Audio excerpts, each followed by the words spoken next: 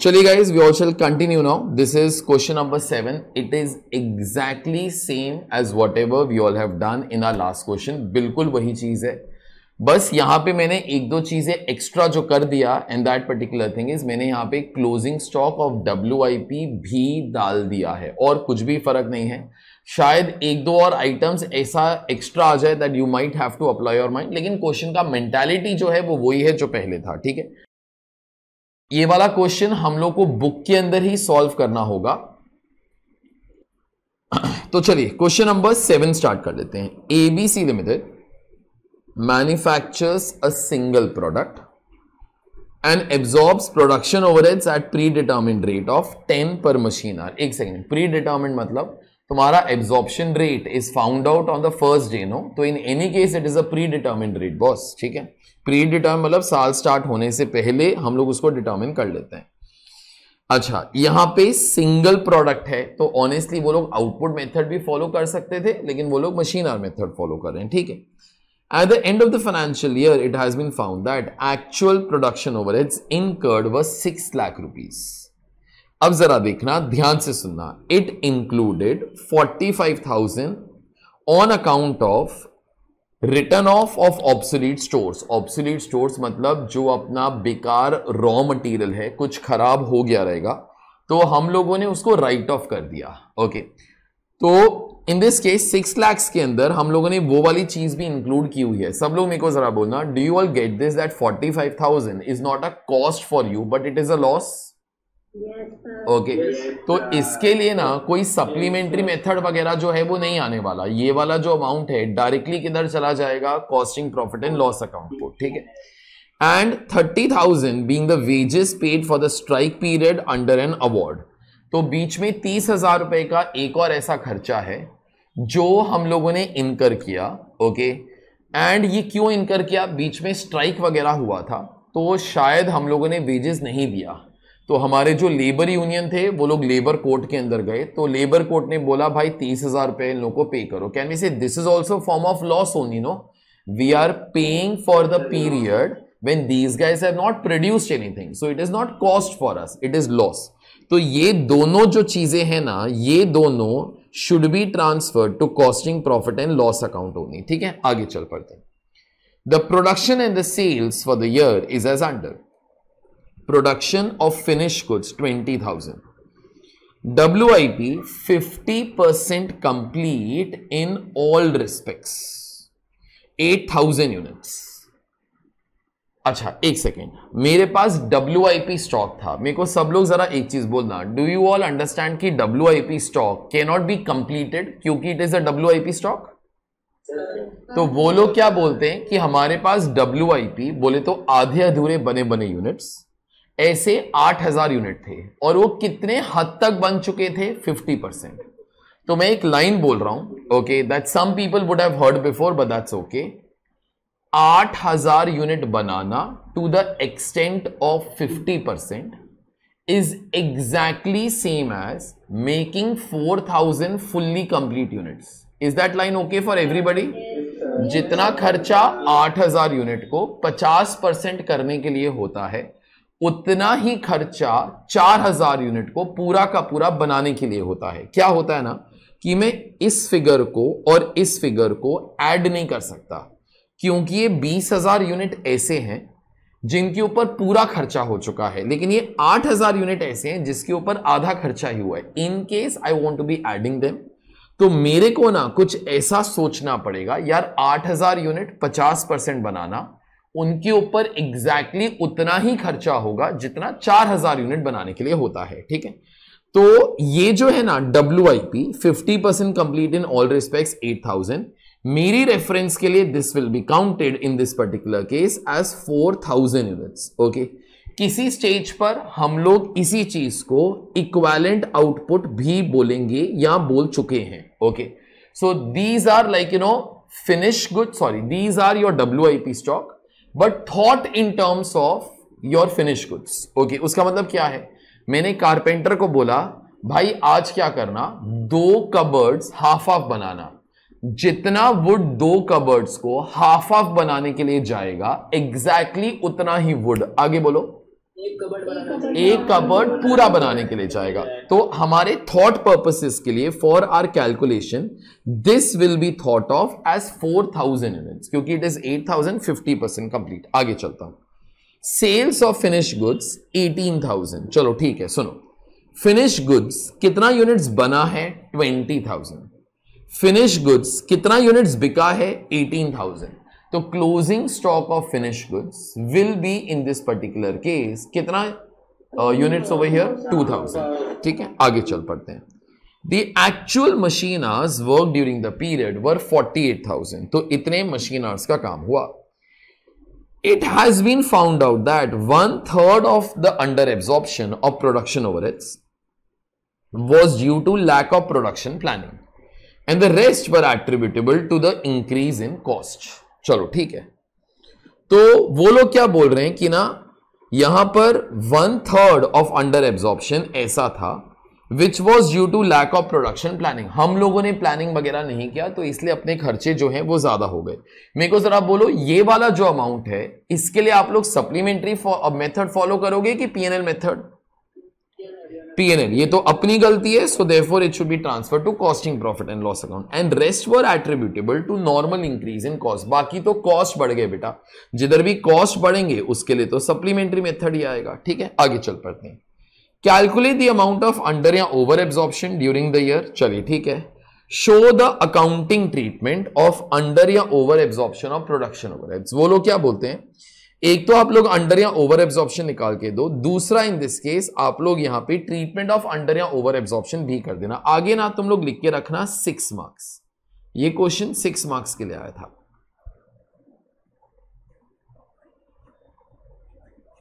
अच्छा, अगर 6 मार्क्स के लिए क्वेश्चन था, मैं वैसे पूछ रहा हूं, तुमको कितने मेथड बताने की इच्छा जाग रही है? 1 single method and directly the best method only. ठीक है, सुनो, अभी एग्जाम्स के अंदर कॉस्ट शीट नहीं बनाएंगे लेकिन यहां पर बनाएंगे। ठीक है, तो I have already done that particular thing, तुम्हारी बुक के अंदर है। ओके, तो let me try to be completing the things in the book itself. ठीक है, तो प्रेजेंटेशन फॉर एग्जाम्स मैंने इसके बाद लिखा हुआ है। तो पहले ना थोड़ा सा पार्ट ये कंप्लीट करता हूं, थोड़ा सा पार्ट ये कंप्लीट करता हूं, उसके बाद कॉस्ट शीट कंप्लीट करता हूं। लेकिन फिर कॉस्ट शीट के अंदर जो भी है ना, that will try to write in the paragraph form. ठीक है, तो लेट्स स्टार्ट।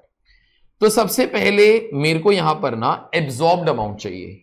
तो ये वाली जो लाइन है ना, लेट्स ओवरहेड्स रिकवर्ड एब्जॉर्ब्ड या अप्लाइड टू प्रोडक्शन, इसके आगे छोटा छोटा लिखना। उससे पहले मेरे को जरा बोलो, तुम्हारा एब्जॉर्प्शन रेट कितना था बेटा? 10 पर मशीन आवर। एक मशीन आवर का काम होएगा तो 10 रुपया चार्ज कर दो। मेरे को बोलो कितने मशीन आवर्स का काम हुआ बॉस? 48,000। तो एक काम जरा करो, यहां पे ना छोटा छोटा लिखना, 48,000 इंटू 10, तो ये आ जाएगा 4,80,000।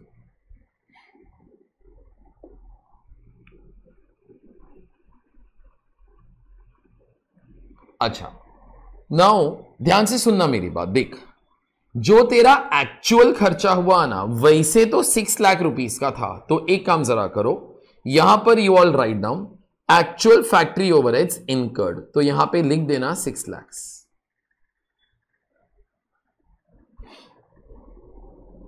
सुनो, लेकिन 6 लाख के अंदर वो तो सम ने मेरे को बोल दिया कि भाई 2 खर्चे ऐसे हैं ना जो ऑनेस्टली खर्चे नहीं हैं, ये लॉसेस हैं। मेरे को उन दोनों का टोटल बताओ। 75। एक हो गया 45 और एक हो गया 30। ये तो ऑनेस्टली तेरे खर्चे नहीं है, यहां पर तो कोई बात ही नहीं है। ये खर्चा should be directly transfer to costing profit and loss account only. Okay, तो यहां पे if you all want you can write down the breakup also. 45,000 plus 30,000, तो दिस इज 75,000। तो नेट एक्चुअल अमाउंट इज 5,25,000। उसके अंदर से 48,000 in this case is your, sorry, उसके अंदर से 4,80,000 इज योर एब्जॉर्ब्ड अमाउंट। तो सब्ट्रैक्ट जरा करो, अंडर एब्जॉर्प्शन कितने का आ जाएगा बेटा? 45,000 आ जाएगा।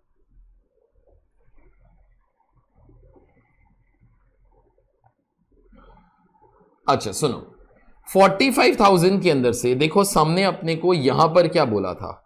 It has been found out that 1/3 of under absorption of production overheads was due to lack of production planning. तो इसके लिए P&L मेथड आ जाएगा. Rest was attributable to the increase in cost. तो चलो ठीक है. तो यहां पर हम लोग वैसे ही लिखेंगे of above 1/3. एग्जाम के अंदर ये प्रिंटेड नहीं होएगा प्लीज, वो आईसीए अपना कुछ वो नहीं लगता. Okay, you will have to write these particular things. 1/3 बोले तो 45,000 का 1/3 कितना आ जाएगा? 15,000 of unabsorbed overheads was on the account of factory inefficiency of or defective planning. Remaining 2/3, that is rupees 30,000 of unabsorbed overheads was on account of normal reasons, that is increase in cost. अभी उसके बाद मैं treatment सिखा रहा हूं. Treatment of unabsorbed overheads in cost accounting. The amount of under absorption cause due to inefficiency या defective planning should be charge to costing PNL. तो ये 15,000 कॉस्टिंग पीएनएल अकाउंट को चला जाएगा. Unabsorbed overheads on account of normal reasons, that is increase in rent, increase in salary to the indirect workers. मैंने example दिया है. This thing you might not be writing in exams. ये जो bracket के अंदर है should be charged to units produced using a supplementary method. ठीक है, तो बस अभी बाकी चीजें थोड़ी देर के बाद खत्म करता हूं, वो अभी नहीं कर रहा हूं. पहले ना अभी कॉस्ट शीट के through we would like to be doing the things. ठीक है, अभी क्या करते हैं, देखो मेरे को बोलो quantity sold off finish goods कितना था. मैं रिवर्सल जा रहा हूं, बोलो 18,000 यूनिट्स. ठीक है, तो यहां पे लिख देना 18,000. Quantity produced of finish goods कितने यूनिट्स का था? 20,000 यूनिट्स. अच्छा सुनो, लेकिन ना फैक्ट्री ओवरहेड्स, अपना पहला लेक्चर जिंदगी का याद कर बेटा. Factory overheads are incurred for quantity produced of finish goods plus quantity produced of WIP. हम लोगों ने फर्स्ट लेक्चर के अंदर किया था और हम लोग फैक्ट्री ओवरहेड्स का ही बात कर रहे हैं. तो एक तो तूने 20,000 यूनिट बनाए, यहां पे लिख देना, और तूने WIP का भी 8,000 यूनिट बनाया. बट दोज 8,000 यूनिट आगे बोलेगा आर 50% कंप्लीट. तो एक बार ना ऐसे लिखना, मेरे को वो वाला फिगर चाहिए. 20,000 plus 4,000 is equal to 24,000 units.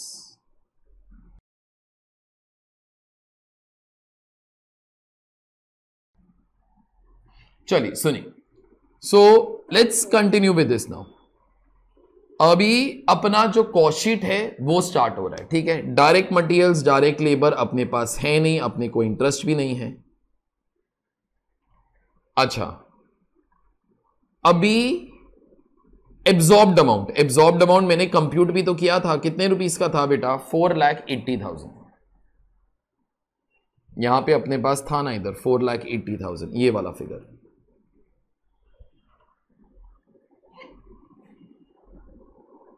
अच्छा सुनो, सब लोग मेरे को जरा बोलना, मैंने अभी 2 मिनट पहले बोला था factory overheads are incurred for, आगे बोलो, making finish goods and making WIP. दोनों का जो क्वांटिटी मिलाकर है वो 24,000 यूनिट है. तो 4,80,000 डिवाइडेड बाय 24,000, तो अपना एब्जॉर्प्शन रेट पर यूनिट 20 आ जाएगा. जैसे कल 93.75 शायद जो था. ठीक है, सुनो अभी ना कोई कलर्ड पेन लेना, क्योंकि now we'll have to try to be thinking कि सप्लीमेंट्री मेथड कैसे फॉलो करने का. तो चलो ठीक है, सुनो हम लोग कितने पार्ट के लिए सप्लीमेंट्री मेथड फॉलो कर रहे हैं? 30,000. ठीक है, तो 30,000 के लिए let's start to be doing the things. मेरे को बोलो अगर सप्लीमेंट्री मेथड फॉलो कर रहे हैं तो ये 30,000 किधर लिखूं? एब्जॉर्ब्ड अमाउंट के नीचे. तो सब लोग यहां पे लिख के रखना अंडर एब्जॉर्प्शन.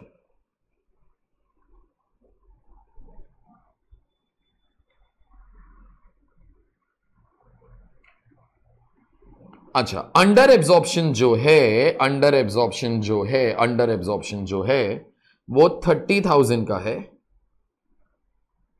तो 30,000 डिवाइडेड बाय 24,000, तो सप्लीमेंट्री रेट तेरा 1.25 आ जाएगा. दोनों के अंदर प्लस का साइन डाल दो. तो original cost sheet red numbers के हिसाब से ऑलरेडी बना हुआ होगा. अपने को सोचने का है कि अगर हम लोगों ने सप्लीमेंट्री मेथड फॉलो किया तो इन दिस पर्टिकुलर केस अपना कॉस्ट शीट कैसे बदलेगा, although in and presentation will not be done with the help of cost sheet, will be done in paragraphs, ठीक है, वो बाद में करते हैं। सुनो, अच्छा, अगर अंडर एब्जॉर्प्शन 30,000 रुपया ऐड किया तो बेटा ये भी 30,000 से बढ़ जाएगा, ये भी 1.25 से बढ़ जाएगा। अच्छा, कैन वी से gross factory cost will show the cost of, obviously कितना यूनिट्स यार, 24,000। अच्छा, लेकिन 24,000 के अंदर से मेरे को बोलो WIP स्टॉक कितना है, क्योंकि वो लेस करने का बात आ रहा है 4,000। तो ये जो नेट फैक्ट्री कॉस्ट बचेगा ना, ये कितने यूनिट्स का बच जाएगा बेटा, 20,000। अच्छा, मेरे को जरा बोलो 20,000 क्या था बेटा, quantity produced of finish goods, क्योंकि WIP तो निकाल दिया ना तो अपन लोगों ने।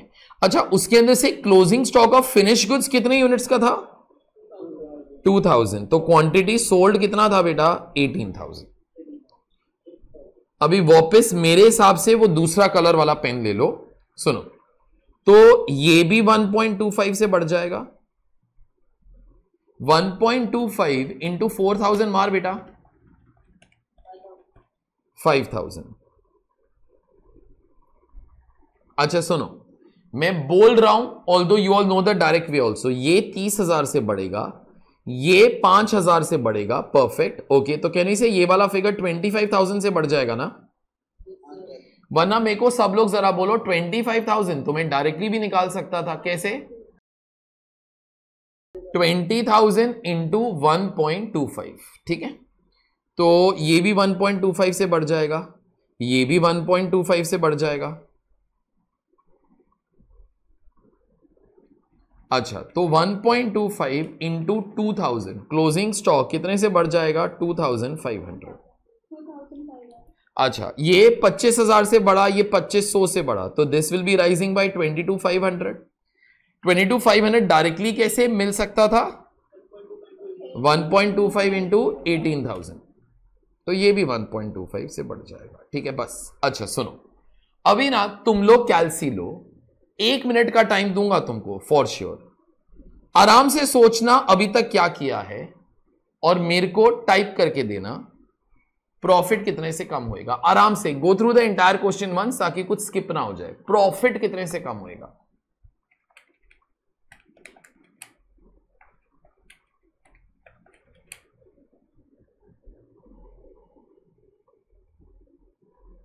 पूरा सम रिकैप करो, पूरा सम रिकैप करो, कुछ ना कुछ वो गलत करोगे।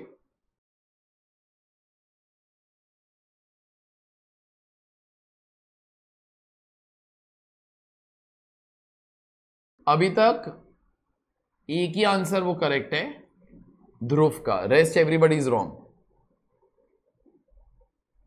कुणाल करेक्ट है, विदुषी करेक्ट है, जो करेक्ट है मैं बोल रहा हूं, देव करेक्ट है। चलो सुनो, अच्छा प्रॉफिट कितने कितने से कम होएगा, देखो हम लोग ऑलरेडी ये 75,000 जो है ना, कॉस्टिंग P&L को ही लेके जाएगा बेटा, तो 45,000 प्लस 30,000, ये दोनों तो हो ही गए। आगे प्लस हम लोग वो 1/3 वाला पार्ट भी लेके गए थे, 1/3 वाला पार्ट बोले तो कितना, 15,000। अच्छा, और बाकी जो अमाउंट बच गया था ना 30,000 रुपीज, हम लोगों ने उसके लिए सप्लीमेंट्री मेथड फॉलो किया, लेकिन 30,000 के अंदर से तुम लोग आगे कुछ बोलोगे, ये और ये वाला अमाउंट तो क्लोजिंग स्टॉक के अंदर घुस गया, तो नीचे तक सिर्फ कितना अमाउंट गया बेटा, 22,500। तो प्रॉफिट फॉल्स डाउन बाय 112,500।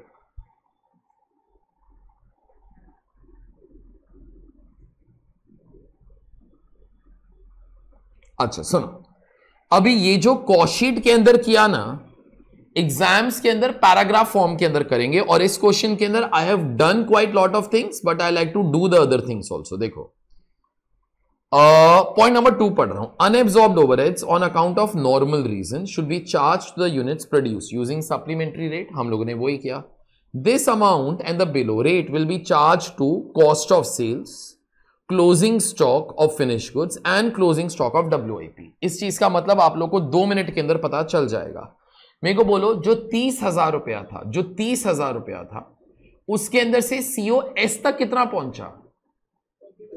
22,500। 5,000 रुपए WIP को गया और 2,500 रुपए फिनिश गुड्स को। बस वही वाला चीज मैं प्रेजेंट कर रहा हूं इन form of say some paragraphs. तो supplementary rate is equal to unabsorbed overheads on account of normal reasons, बोले तो 30,000 divided by number of units of finish goods plus equivalent units of WIP। So therefore this was 20,000 plus 8,000 into 50% is equal to 30,000 upon 20,000 plus 4,000। अभी इसके बाद लिख देना 1.25 per unit, जो अपना supplementary rate भी था। सुनो, अब कॉस्ट शीट बनाने के बदले में मैं डायरेक्टली काम करता हूं। कैसे? Amount charge to cost of sales. तुम लोग मेरे को जरा बोलो, ये 22,500 बनाने के लिए या निकालने के लिए तुमको कॉस्ट शीट की क्या जरूरत है? Cost of sales ultimately will represent cost of goods sold के बाद वाली चीज ना। तो ऑब्वियसली कितने यूनिट्स बिके थे बेटा तेरे? देखो मैंने वही लिखा है, number of units sold into supplementary rate. तो लिखो आगे, क्या लिखोगे? 18,000 इंटू 1.25, 22,500। उसके बाद closing stock of finish goods. Finish goods के अंदर कितना अमाउंट चला जाएगा? फिनिश गुड्स 2,000 यूनिट का था, इंटू 1.25, 2,500, जो अपनी कॉस्ट शीट के अंदर भी आया।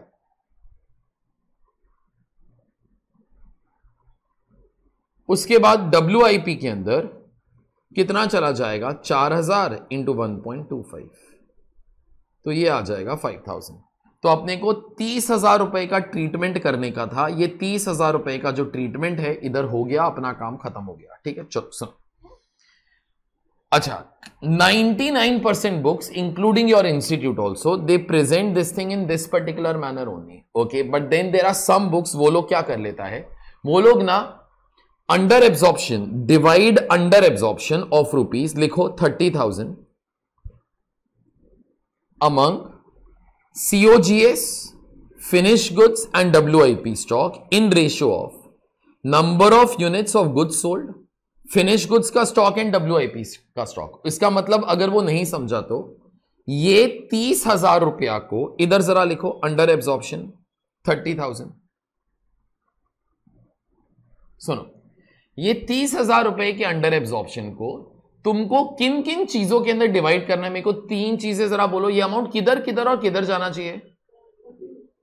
WIP stock, finish good stock और बैलेंस अमाउंट COGS को चला जाएगा। तो आप लोग उनका यूनिट्स निकाल लो और उस रेशियो के अंदर डिवाइड कर लो। तो यहां पे जरा लिखो units of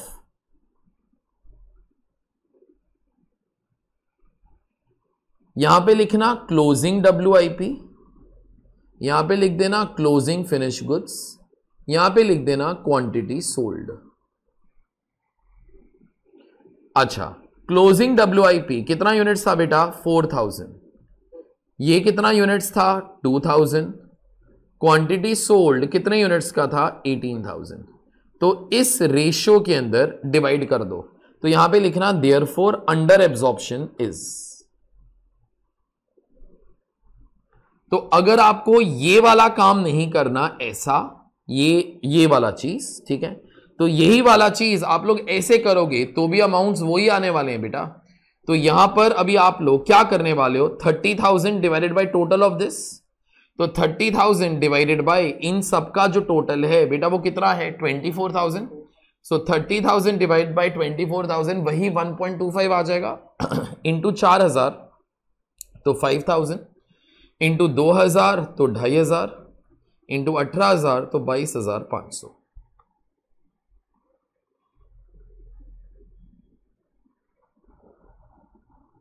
and profit will fall down by, वही वाली चीज वो लिखना बेटा पहले। एक 45,000 P&L को गया, एक 30,000 P&L को गया, एक 15,000 P&L को गया और एक 22,500 P&L को गया। 112,500।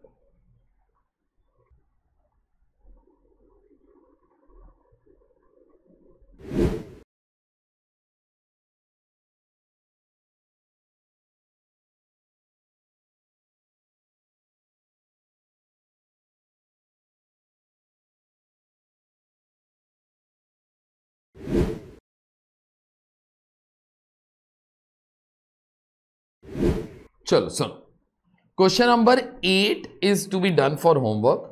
This is almost same as a current question that you all have done. ठीक है, so you all will be able to do this.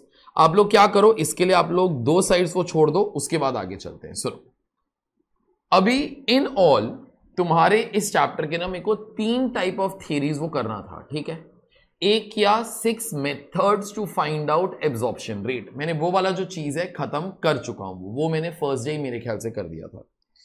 Second thing in this particular case was how to treat under या over absorption. वो अपने कल वाले lecture के अंदर आई गया था. अभी उसके बाद बाकी जो थर्ड वाला थियरी है उसका 2 पार्ट है. एक पार्ट इस क्वेश्चन के लिए मेरे को चाहिए और एक नेक्स्ट वाले के लिए चाहिए. बस once that thing is done, उसके बाद we'll start away with the sums in a full fledged manner. ठीक, ये नहीं है जो अभी तक क्वेश्चंस किए वो एग्जाम के अंदर नहीं आ सकते, but all of them were only about say a specific kind of a thing. जो ओवरऑल क्वेश्चंस है जहां पे आपको सारी की सारी नॉलेज चाहिए वो इसके बाद आएंगे. ठीक है, अभी नॉर्मल, प्रैक्टिकल और मैक्सिमम ये क्या होता है सुनो अभी जरा. Now this part I think you all will like it far better. Okay सुनो, मेरे को ना फर्स्ट डे एब्जॉर्प्शन रेट निकालना था. Absorption rate is BOH divided by BLA. Okay, absorption rate is BOH upon BLA. मैंने सोचा मेरी company का फिक्स्ड ओवरहेड्स कितने का होगा. मैंने एक लिस्ट बना डाला. Total amount in this particular case will be 1 lakh. Okay, तो BOH in this particular case will be 1 lakh. ठीक है, डिवाइडेड बाय BLA. अभी BLA 6 मेथड्स होते हैं. मैंने सोचा 6 में से चल आउटपुट मेथड फॉलो करेंगे. ठीक है, बराबर से सुनना मेरी बात. BLA बोले तो budgeted level of activity. Budgeted level of activity BLA. अभी sometimes the word activity is also written with the word capacity, कि तुम्हारा कैपेसिटी कितना है. And capacity is usually of 3 types. We have something called as maximum capacity, we have something called as practical capacity, we have something called as normal capacity. ठीक है, सो अभी maximum क्या होता है, प्रैक्टिकल क्या होता है, नॉर्मल क्या होता है, मैं तुम लोग को एक्सप्लेन कर रहा हूं. जब एक्सप्लेन कर दूंगा ना, तुमको मेरे को एक चीज बताना होगा, सर डिनोमिनेटर के अंदर इन तीनों के अंदर से कौन सा नंबर लिखना इज द बेस्ट ऑप्शन. वो तुम्हारे लिए क्वेश्चन होगा once I will finish off the explanation. ठीक है, what do you mean by maximum capacity? Maximum capacity is also sometimes called as installed capacity या theoretical capacity. ठीक है, या installed capacity या theoretical capacity. अभी ये क्या होता है, it is the capacity without considering any holidays or loss of time. ठीक, उसका मतलब अभी BLA के लिए 6 मेथड्स के अंदर से मैंने तुमको एक चीज बोल दिया, I want to follow which particular method, output method. तो मेरे को डिनोमिनेटर के अंदर क्या चाहिए, मेरे को डिनोमिनेटर के अंदर ये चीज चाहिए कि मैक्स टू मैक्स मैं कितना यूनिट्स बना सकता हूं. तो ना फिर मैं सपना लेना स्टार्ट करता हूं. साल के अंदर 365 दिन होता है. ठीक है, then I thought factory opens for 8 hours a day and all my workers combined can produce say 100 units per hour. ठीक है, अगर ऐसे करोगे तो जो भी तुम लोग को आंसर मिलेगा ना, this is nothing but maximum capacity. बोले तो मैक्स टू मैक्स तुम लोग इतना बना सकते हो. तो अगर मैं कैलसी के ऊपर ये वाला चीज कंप्यूट करूं तो ये आ जाएगा 2,92,000 units. Okay, in reality we always say this particular thing, sir ये तो फेंकने वाली बात होगी सर. 365 डेज, सर 365 डेज कौन सा फैक्ट्री काम करता है सर. छुट्टियां तो आएगा तो संडेज तो आएगा. तो India is known for public holidays. हर चीज के लिए तो छुट्टी तो हो ही जाती है in India. Okay, so some people say this is hypothetical. Hypothetical बोले तो फेंकने वाली बात. ठीक है, ये चीज सच्ची के अंदर नहीं हो सकता. सच्ची के अंदर you can't produce for 365 days. और 8 hours भी तुम लोग इकट्ठे कैसे काम करोगे, कुछ ना कुछ लॉस ऑफ टाइम वगैरह तो होएगा. ठीक है, दिस इज मैक्सिमम कैपेसिटी.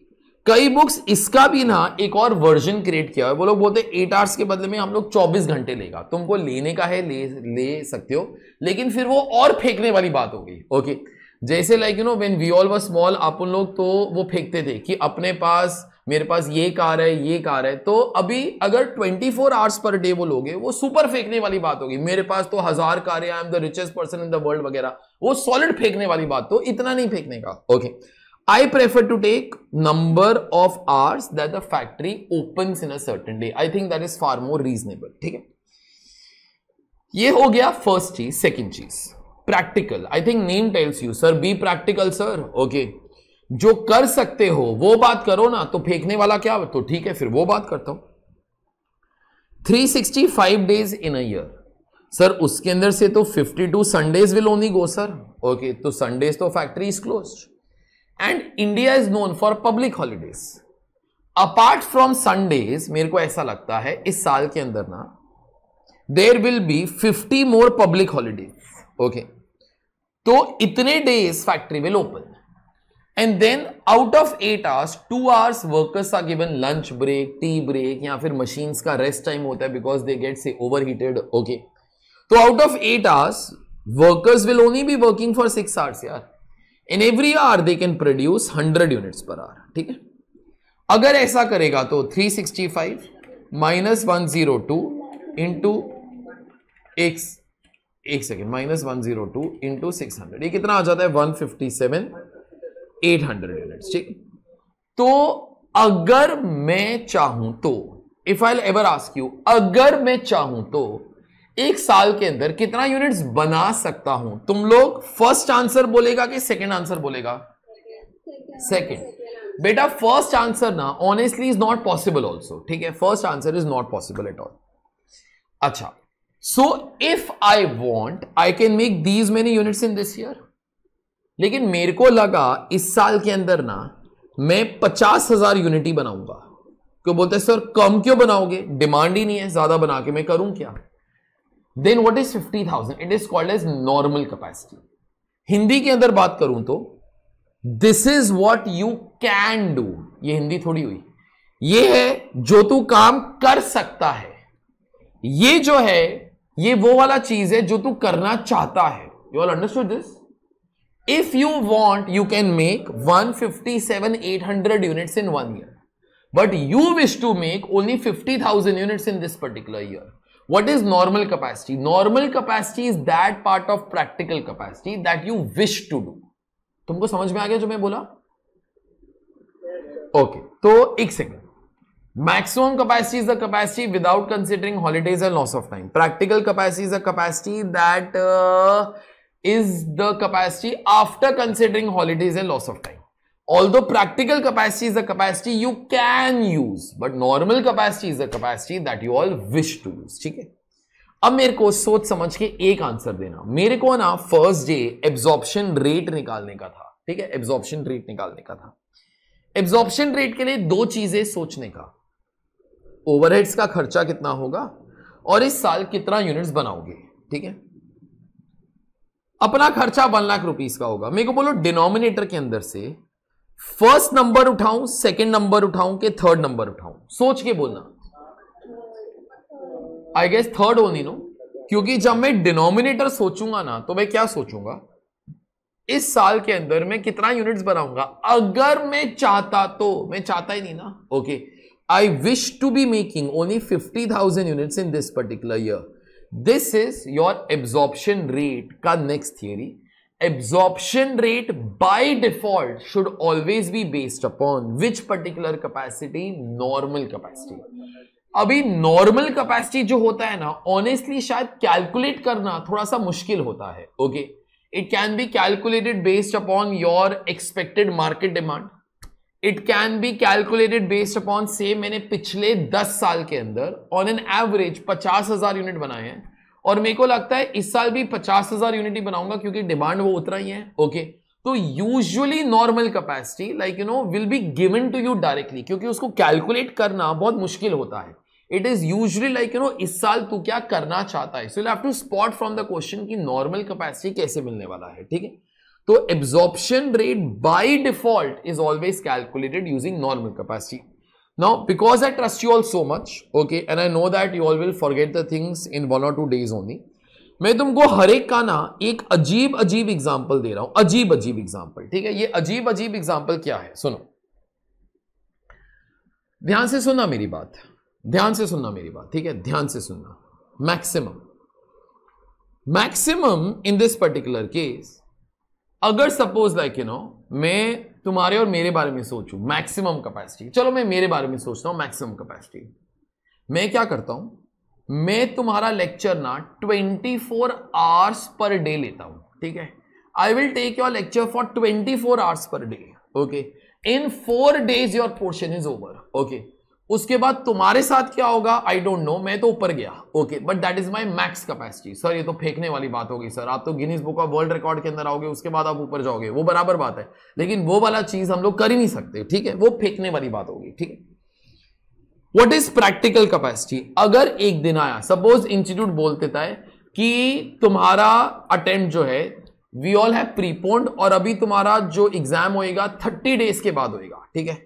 फिर मैंने सोचा let me take your lectures for 10 hours per day, okay, that is my practical capacity. मैं उतने हद तक तो ले सकता हूं, I have taken in class also, ठीक है। तो मैं तुम्हारे लेक्चर 10 घंटे के लिए तो ले ही सकता हूं, लेकिन मेरे को लगता है मैं पागल हूं क्या यार, okay. I wish to take your lectures only for 2 hours per day. Okay, this is my normal capacity. So this is whatever I can do. This is whatever I wish to do. ये वाला चीज तो कभी possible ही नहीं होता। Is this all okay? ठीक है, तुम्हारे नोट्स के अंदर जरा जाओ, तुम्हारे नोट्स के अंदर जाना और वहां पर लिखो जरा please.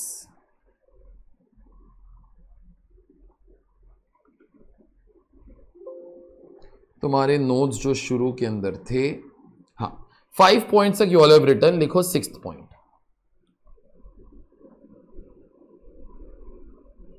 Three types of capacity.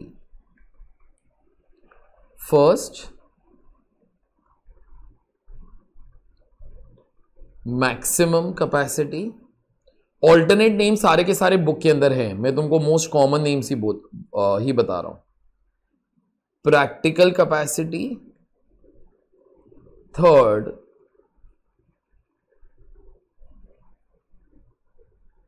Normal capacity.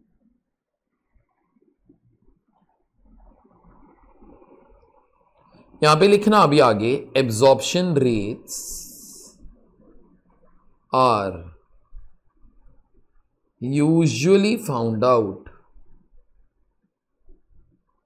in reference to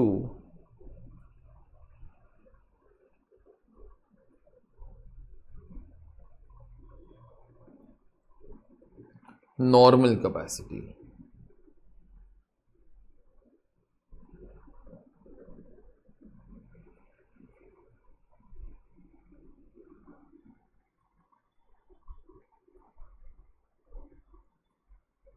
Absorption rates are usually found out in reference to normal capacity. तुम्हारी बुक के अंदर ना शुरू में हर एक चीज का डिटेल है, तो whatever details you all require all those things are over here. Example treatment of under या ओवर एब्जॉर्प्शन, उसका सारा का सारा डिटेल नोट्स है तुम्हारी बुक के अंदर, ठीक है। टाइप्स ऑफ कैपेसिटी का भी सारा का सारा डिटेल नोट्स है। I am just trying to give you a summary version in your notebooks, ठीक है। चलो, तो एक क्वेश्चन जो है we are going to be doing of that particular manner, okay. So let's start, this is your next question. उधर आ जाओ प्लीज, क्वेश्चन नंबर 9 पे आएंगे।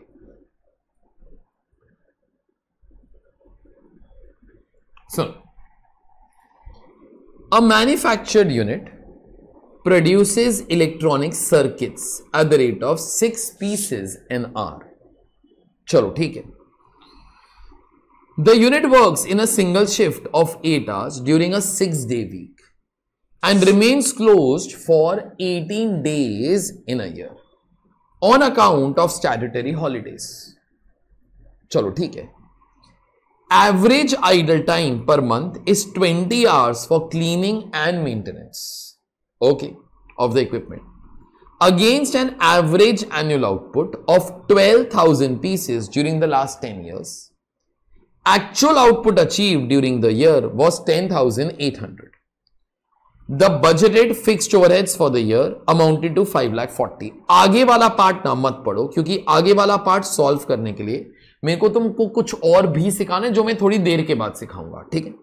लेकिन अगर इतने डेटा से कोई मेरे को बोलता कि आप लोग एब्जॉर्प्शन रेट निकालो यूजिंग, ध्यान से सुनना, maximum, practical and normal capacity. Although absorption rate should be found out in reference to normal capacity only. लेकिन अगर सम कभी कुछ बोलेगा कि आप लोग तीनों के हिसाब से करो, फिर कर देना, ठीक है। तो अभी एक काम जरा करो, तुम लोग सिर्फ यहां से लेके यहां तक जो सम है वो पढ़ रहे हो। मेरे को जरा बोलो absorption rate is BOH upon BLA। मेरे को बोलो BOH कितना, खर्चा अपना कितने रुपीस का होगा? 5,40,000। That's not a problem at all. अभी BLA के लिए ना मेरे दिमाग में हमेशा ऐसे ही थॉट आता है, सर सबसे पहले ना अपने को सोचना पड़ेगा 6 में से कौन सा मेथड फॉलो करूं। अभी देखो जो डेटा है मैं वो यूज कर सकता हूं, मैं खुद डेटा तो क्रिएट नहीं कर सकता। तो इस डेटा के हिसाब से जरा ध्यान से सोचना कि बहुत सारे मेथड्स तो पॉसिबल भी नहीं होंगे। कोई बोलते सर कौन से मेथड, जरा सोचो, लेबर आवर्स का डेटा नहीं है, लेबर कॉस्ट का डेटा नहीं है, मटेरियल कॉस्ट का डेटा नहीं है और प्राइम कॉस्ट का डेटा नहीं है। तो वो 4 मेथड्स तो निकल ही गए, ठीक है। मैक्सिमम जो डेटा है, एक तुम्हारे पास मशीन आवर्स का डेटा है एंड लास्टली शायद तुम लोग यूनिट्स भी निकाल पाओगे क्योंकि हर घंटे के अंदर कितने यूनिट्स बनते हैं वो इधर दिया हुआ है, ठीक है। तो एक आउटपुट मेथड पॉसिबल है और एक मशीन आवर मेथड पॉसिबल है। अभी मेरे को सोच के जवाब देना। मेरे को बोलो given a choice to you all which method do you find easiest to operate? Output के machine are easiest to operate, easiest output method. लेकिन output method should be followed when, आगे बोलो, सिंगल टाइप ऑफ प्रोडक्ट। तो अब मैं यहां पे ना सम पढ़ रहा हूं। A manufacturing unit produces electronic circuits at the rate of 6 pieces an hour. तो चलो ठीक है। अभी ऑनेस्टली ये लाइन से ना मेरे को जिंदगी में नहीं पता चलेगा कि ना does company manufacture one type of product और many types of product. Example Apple also manufactures electronic circuits only. IPad भी इलेक्ट्रॉनिक प्रोडक्ट ही है, आईफोन भी इलेक्ट्रॉनिक प्रोडक्ट ही है, एयरपॉड्स भी इलेक्ट्रॉनिक प्रोडक्ट भी है, मैक भी जो है वो इलेक्ट्रॉनिक प्रोडक्ट ही है। तो अपने को नहीं पता चलेगा, ओके। तो अगर नहीं पता चलता, let's assume no all those electronic products are of same type only. और शायद मेरे को ऐसा अजम्पशन मारना थोड़ा सा अच्छा भी पड़ेगा क्योंकि जब उन लोगों ने यहां पर आउटपुट बताया ना, उन लोगों ने 12,000 यूनिट का आउटपुट बताया। अगर एक से ज्यादा प्रोडक्ट होता, वो लोग तुमको आउटपुट प्रोडक्ट वाइज बताते। तुमको समझा ये वाला चीज? तो इन एनी केस अजम्पशन लिखने का है तो लिख भी देंगे that we assume that company only produces one type of product, ठीक है। And accordingly we are following output method. Let's start away with that assumption only, okay. लिखो जरा प्लीज इन योर नोटबुक्स। जहां पे अभी सम सॉल्व कर रहे हो तो उधर आओ प्लीज। लिखो note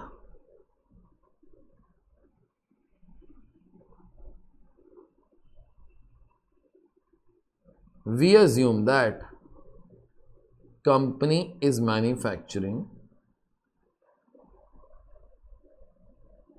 only one type of product and hence we follow output method।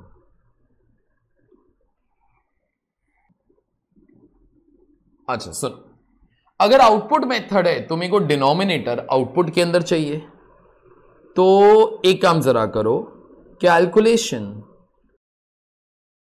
Of output based on. अभी तक हम लोगों ने पूरा सम भी नहीं पढ़ा है, लेकिन पूरे सम के लिए भी मेरे को ये वाली चीज तो चाहिए, तो इसलिए ये वाला चीज मैं पहले करता हूं। लिखो मैक्सिमम कैपेसिटी, 3 लाइन छोड़ो।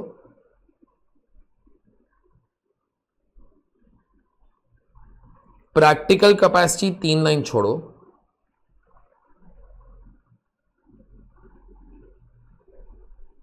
Normal capacity. अच्छा एक बार बस फिर से बोल देता हूं, max capacity is a capacity without considering holidays and loss of time. Practical capacity is a capacity after considering holidays and loss of time. And normal capacity is a capacity that a company wishes to use. ठीक है, ये 3 चीजें आराम से सोचना, जितना अभी तक पढ़ा है तुमको उतना ही पढ़ने का है। ठीक है, उससे ज्यादा पढ़ने की कोई जरूरत नहीं है।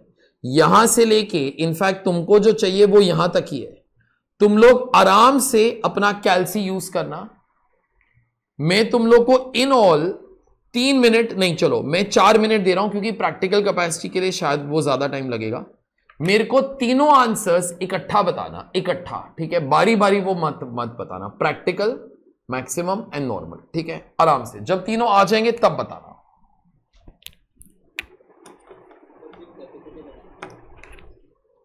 मतलब जो यूनिट्स हैं मैक्सिमम के हिसाब से तो कितना बनेगा, तो नॉर्मल के हिसाब से कितना और प्रैक्टिकल के हिसाब से कितना।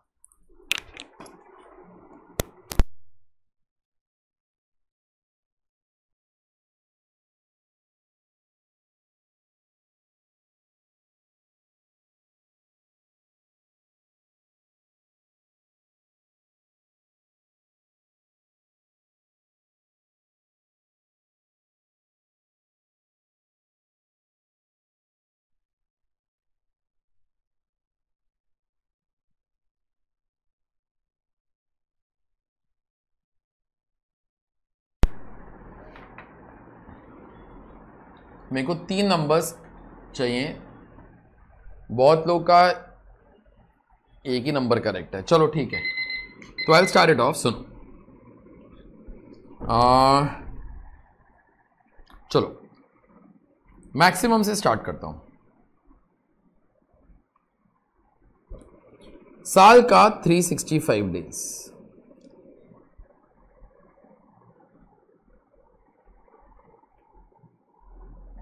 इनटू दिन का फैक्ट्री इज वर्किंग फॉर कितना आवर्स यार, 8 आवर्स, और 1 घंटे के अंदर कितना यूनिट्स बन जाता है, 6 यूनिट्स, 17,520 यूनिट्स। अच्छा, प्रैक्टिकल कैपेसिटी के अंदर किसी का 12,000 के आसपास कुछ भी आया, सॉरी 12,720 के आसपास कुछ भी आया, प्लस माइनस 200 या 300, तो वो करेक्ट ही है। इट इज ओनली दैट अगर आप लोग वीक्स लेके करते हो, 52 वीक्स लेके करते हो तो आंसर कुछ और आएगा। 365 डेज लेके अगर कुछ करते हो तो आंसर कुछ और आएगा। मैं 365 डेज लेकर वो कर रहा हूं, किसी ने अगर वीक्स लेके किया है तो 12,672 शायद कुछ आएगा, और अगर 365 डेज लेके किया है तो 12,720 कुछ आता है। ठीक है, मैं डेज लेके कर रहा हूं, ओके, उसके आसपास प्लस माइनस तो 100 अगर कुछ भी आया था वो करेक्ट ही होएगा। ठीक है, प्रैक्टिकल कैपेसिटी 365 डेज माइनस, मेरे को पहले जरा बोलो यहां पे कुछ छुट्टी वुट्टी है क्या? It is a 6 day week, तो अगर 6 डे वीक है तो कितने संडेज निकाल दूं बेटा, 52। ऑल्दो ऑनेस्टली तुम लोग को कैलेंडर तो देखने के लिए आता है, कोई ना कोई साल के ना 53 संडेज भी तो हो ही सकते हैं ना। हाँ, तो you can take that also, तो उसकी वजह से answer might change a bit. All those things are very minor, don't try to be thinking much, it's all okay. अच्छा, India is known for public holidays 18। अभी शायद ये 18 जब मैं लिख रहा हूं ना तो भी एक घटिया अजम्पशन है, लेकिन वो अजम्पशन मैं लिखूंगा भी नहीं, that those 18 holidays don't fall on Sundays,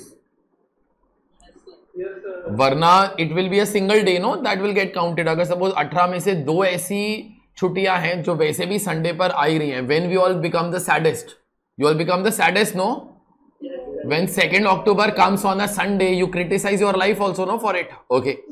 तो in any case we assume that, लेकिन वो नेचुरल एक अजम्पशन है। अभी वो कैलेंडर लेके यार वो थोड़ी बैठेगा, ओके।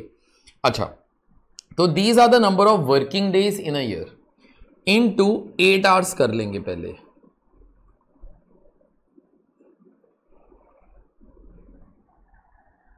अच्छा, माइनस, अभी इसके अंदर से जो भी आवर्स वगैरह लूज हो रहे हैं, तो देखो आवर्स यहां पर कितने लूज हो रहे हैं बेटा, average idle time per month is 20 hours for cleaning and maintenance, तो तभी तो काम वो नहीं होएगा।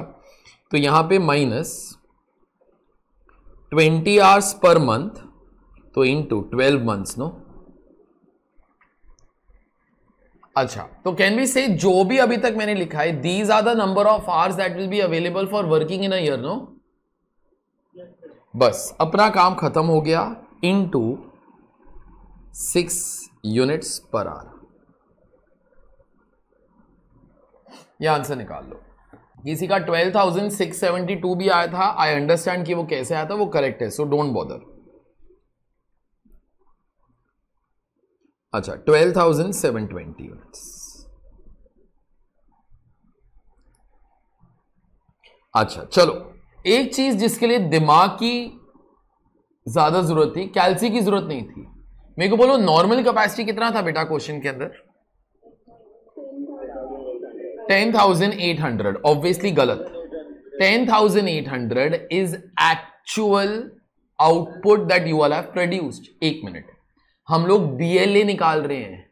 BLA is found out on the first day. बेटा 10,800 is nothing but actual production that you all have done. Okay, that is not your normal capacity. Normal capacity अभी तो बोल दो, मैंने ऑन एन एवरेज लास्ट 10 साल के अंदर 12,000 unit बनाए हैं, तो मैं इस साल भी वही सोचता हूंगा कि यार इस साल भी 12,000 यूनिट ही बनाऊंगा। ऑल्दो ये अलग बात है कि इस साल के अंदर, आगे बोलो, 10,800 बनाया, वो कभी पता चलेगा लास्ट डे पर, ठीक है? तो वो तो अलग ही कहानी है। तुम लोग ये सब कुछ एब्जॉर्प्शन रेट के लिए निकाल रहे हो। ओके, सो देयरफॉर यहां पे you all write down 12,000 units. अच्छा, अभी पूरा का पूरा सम नहीं पड़ा है, I am aware of that, लेकिन एक चीज आप लोग निकाल लेना। लिखो calculation of absorption rate.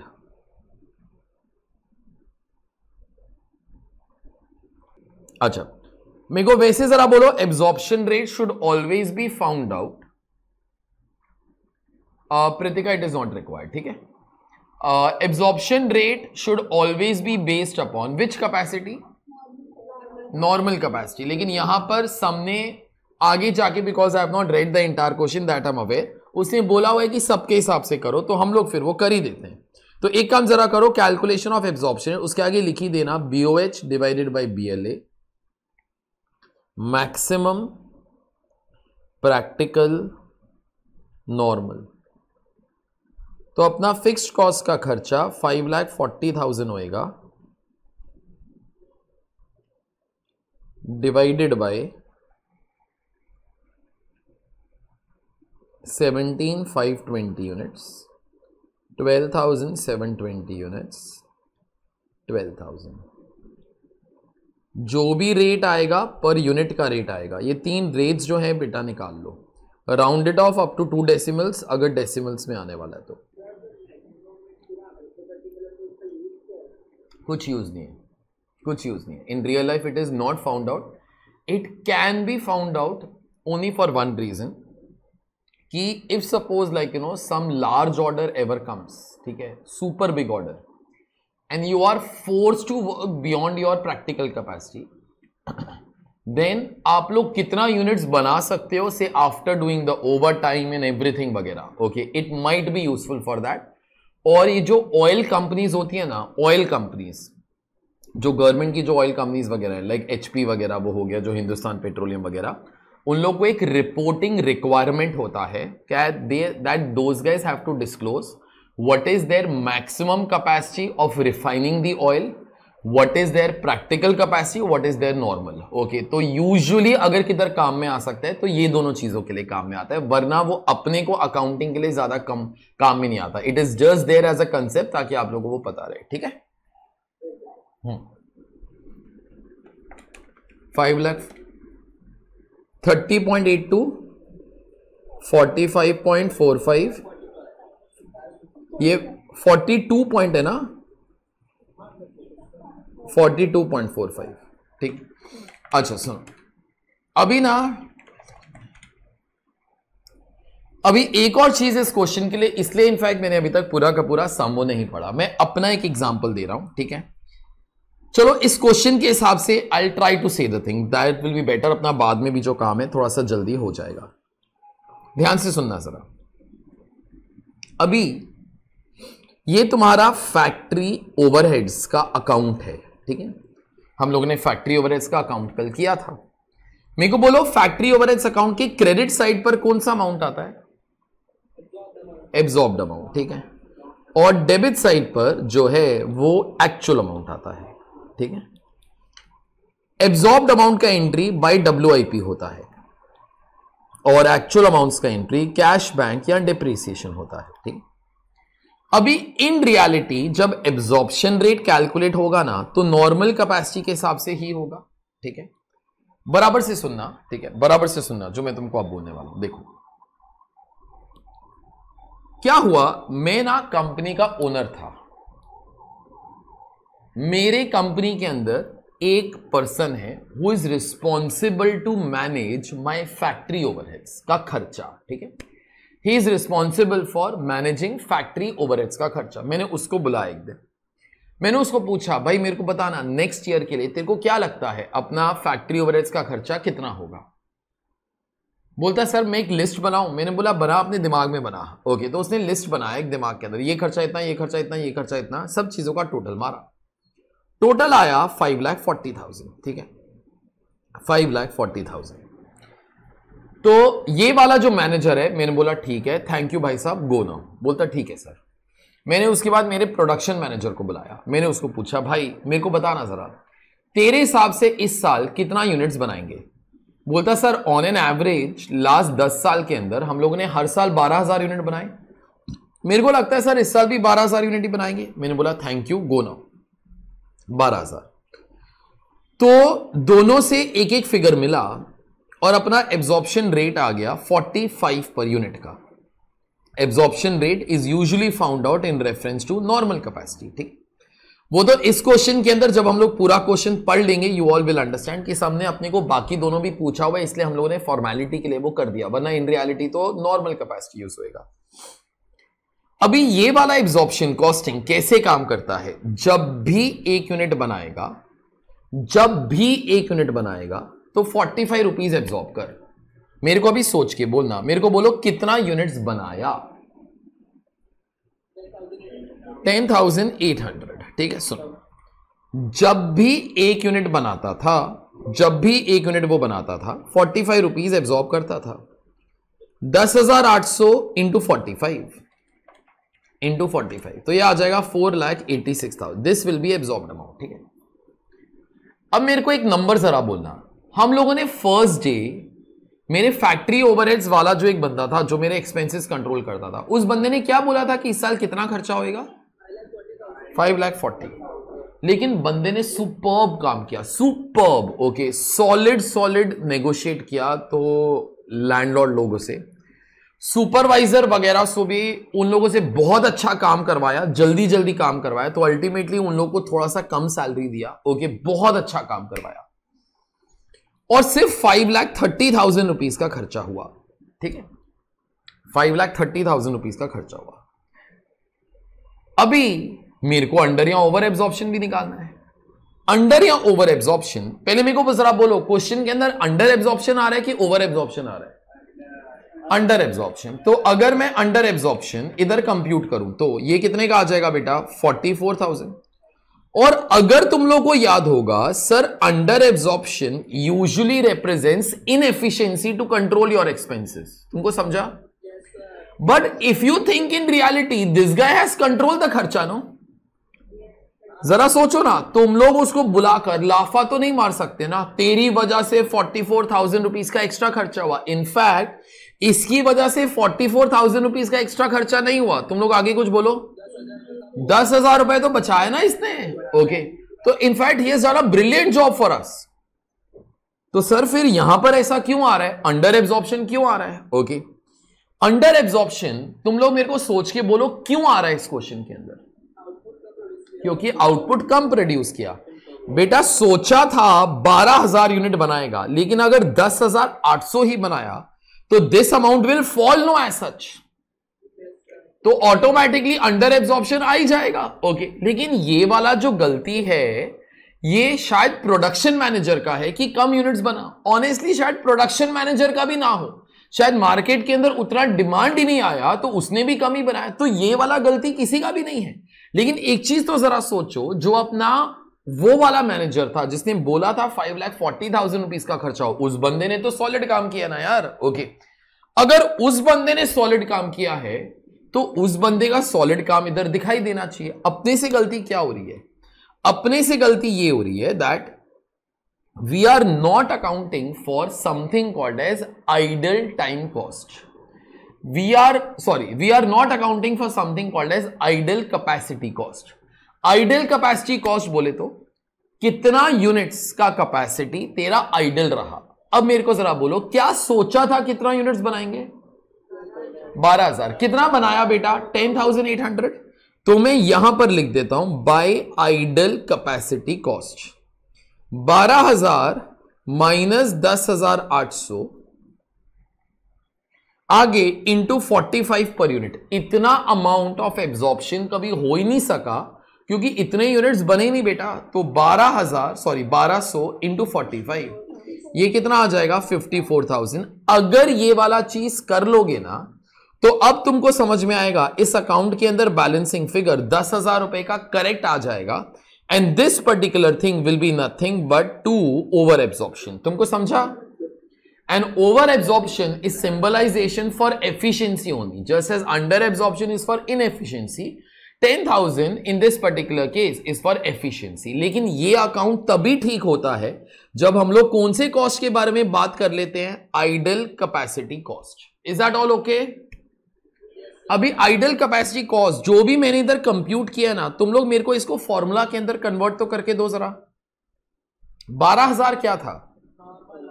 Budgeted level of activity. Is that okay? 10,800 क्या है? 10,800 क्या है?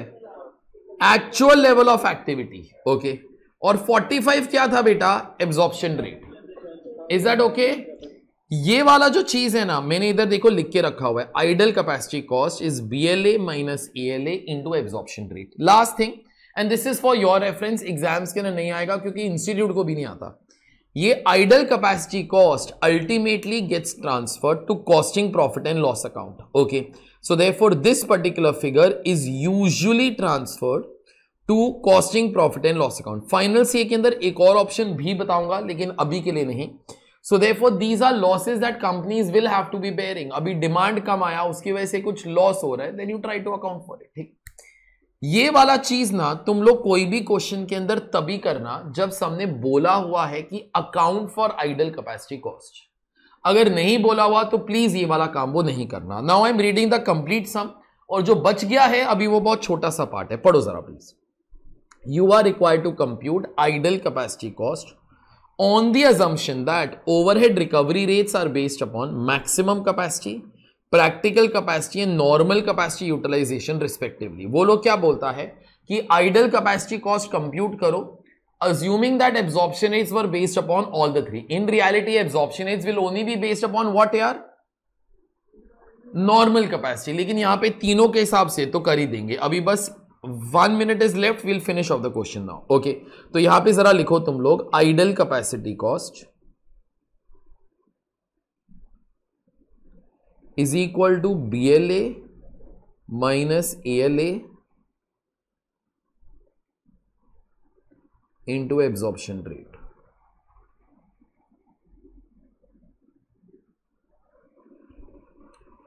Maximum, practical, normal. मैक्सिमम के हिसाब से 7,520 यूनिट्स बनना चाहिए था, 12,720 बनना चाहिए था, 12,000 बनना चाहिए था। मेरे को बोलो एक्चुअल के अंदर कितना बना? एक नंबर बोलो। 10,800 इंटू 30.82, 42.45 एंड 45। ये तीन आंसर रुपीस के अंदर निकालो जरा प्लीज।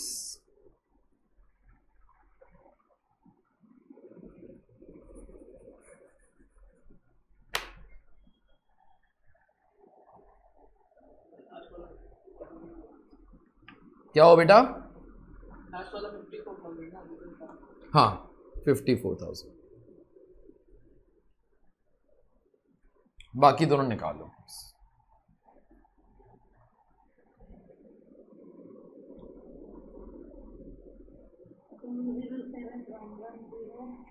मैं कर लेता हूं, वो छोड़ दे।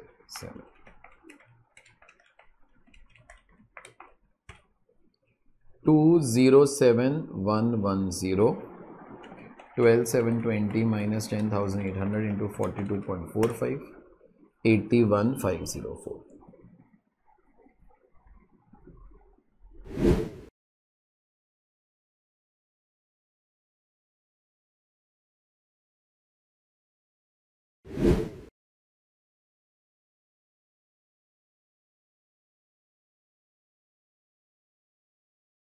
ठीक है, सुनो, पार्ट बी जो मैंने सम का क्रिएट किया ना, वो मैंने ही क्रिएट किया है ताकि तुम लोग को ये कंफ्यूजन ना हो आइडल कैपेसिटी कॉस्ट किधर जाएगा। ठीक है, एग्जाम्स के ना आज तक नहीं आया, वो आएगा भी नहीं क्योंकि ICA does not know the treatment. Okay, if actual overheads are 5,30,000 and the company uses normal capacity to find absorption rate, find fixed overhead, prepare fixed overheads account and discuss its treatment। okay, तो तुम लोग part B के लिए बेटा ये वाला account बना लो। हम लोगों ने पार्ट बी के अंदर शायद नॉर्मल कैपेसिटी के हिसाब से ही सब कुछ किया है, जो मेरा एग्जांपल था, ये कॉपी कर लो तुम लोग।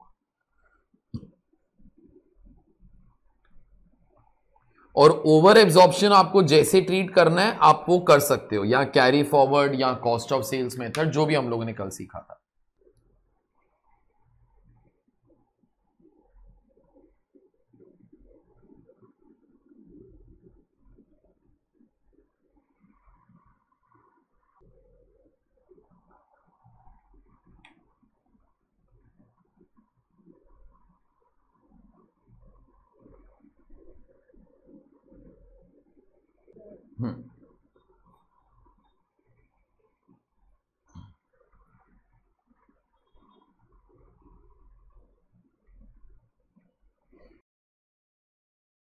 चलो सुनो, yo this work is done. ठीक है, time for us to be almost doing our last theory. ठीक है, उसके ऊपर एक सम आएगा, will finish off the things with that. ठीक है, ध्यान से सुनना जरा प्लीज, बराबर से सुना सब लोग। ओके, बराबर से सुनना। देखो, अभी तुम लोग को ना कैलसीज की जरूरत पड़ेगी, क्योंकि मैं तुमको अभी एब्जॉर्प्शन कॉस्टिंग के अंदर इतने ऑप्शंस वो सिखाऊंगा ना कि for every option I will require a new answer. ठीक है, ध्यान से अभी जरा सुनना।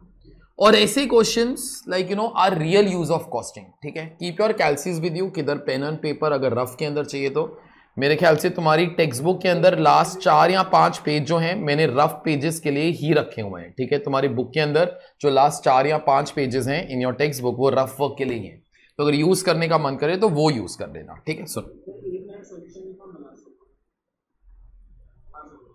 चलो सुनो मेरी बात। देखो, अभी लास्ट एग्जांपल है ये to cover up my last theory. ठीक है, ध्यान से सुनना जरा please.